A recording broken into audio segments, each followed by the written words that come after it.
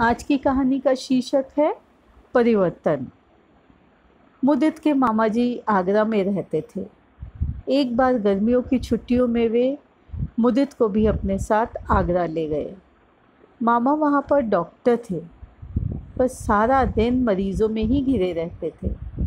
कभी एक मरीज़ देखो तो कभी दूसरा। उनके अस्पताल में भी रोगियों की भीड़ लगी रहती थी। मुदित घर पर मामी के पास रहता था। मामी का भी एक लड़का था, रंजीत। मुदित से थोड़ा छोटा था। मुदित बहुत ही शरारती बच्चा था। एक पल को भी बैठ नहीं पाता था। कभी कोई काम बिगाड़ता तो कभी कोई काम। उसे हर काम में हाथ डालने की आदत थी।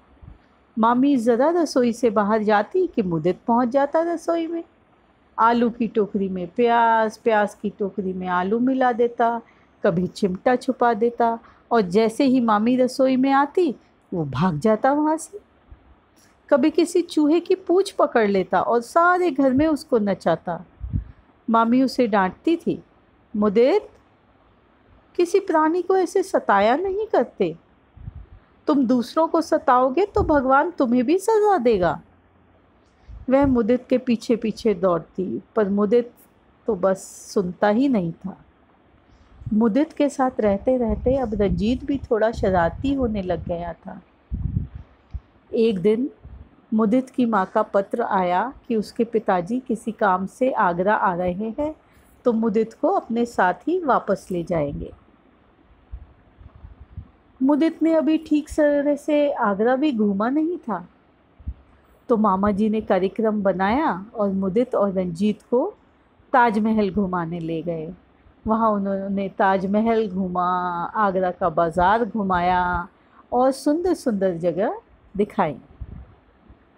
मुदित की शरारतें अब बढ़ती ही जा रही थी। मुदित अब चला जाएगा, यह सोचकर मामी भी अब उसको कुछ कहती नहीं थी।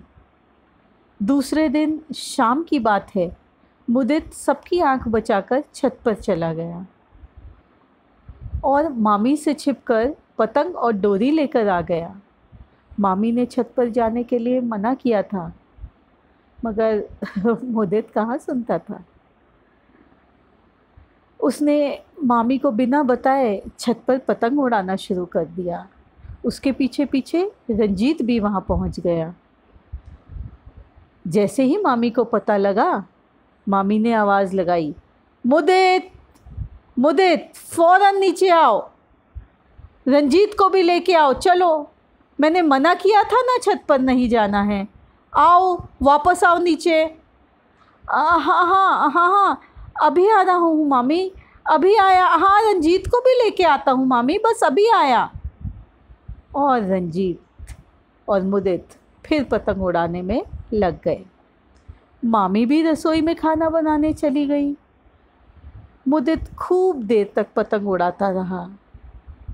अचानक मुदित ने देखा कि एक पतंग कटकर उन्हीं की छत की तरफ आ रही है, तो मुदित ने अपनी पतंग की डोर रंजीत को थमाई और उस पतंग के पीछे पीछे भागने लग गया।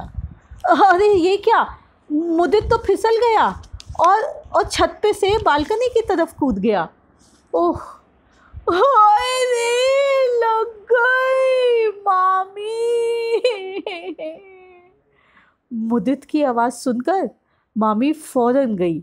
बालकनी में देखा तो मुदित गिरा पड़ा था और रो रहा था। मामी ने तुरंत मुदित के मामा को फ़ोन किया। वे भी जल्दी से घर आ गए। मामा ने मुदित की जांच की तो देखा कि हड्डी टूट गई है और उसे प्लास्टर चढ़ाना पड़ा। अब मुदित 1.5 महीने तक बिस्तर पर ही रहा। अब मुदित चल फिर नहीं पाता। सारा दिन चारपाई पर चुपचाप पड़ा रहता है। वह यही सोचता रहता है कि काश मैंने मामी की बात मान ली होती, पतंग नहीं उड़ाई होती, तो मेरी हड्डी नहीं टूटती। मुदित की ये हालत देखकर मामी ने कुछ अच्छी अच्छी पुस्तकें मुदित के लिए मंगवा दी। अब वह बिस्तर पर ही लेटा लेटा किताबें पढ़ता रहता। पुस्तकों से मुदित को अच्छा बनने की प्रेरणा मिली। उसने जाना कि हमें बड़ों का कहना मानना चाहिए, उनकी इज़्ज़त करनी चाहिए, ज़िद नहीं करनी चाहिए, किसी को सताना नहीं चाहिए, दूसरों की मदद करनी चाहिए। और इसके बाद मुदित भी एक अच्छा बच्चा बन गया और उसने सब शरारतें छोड़ दी।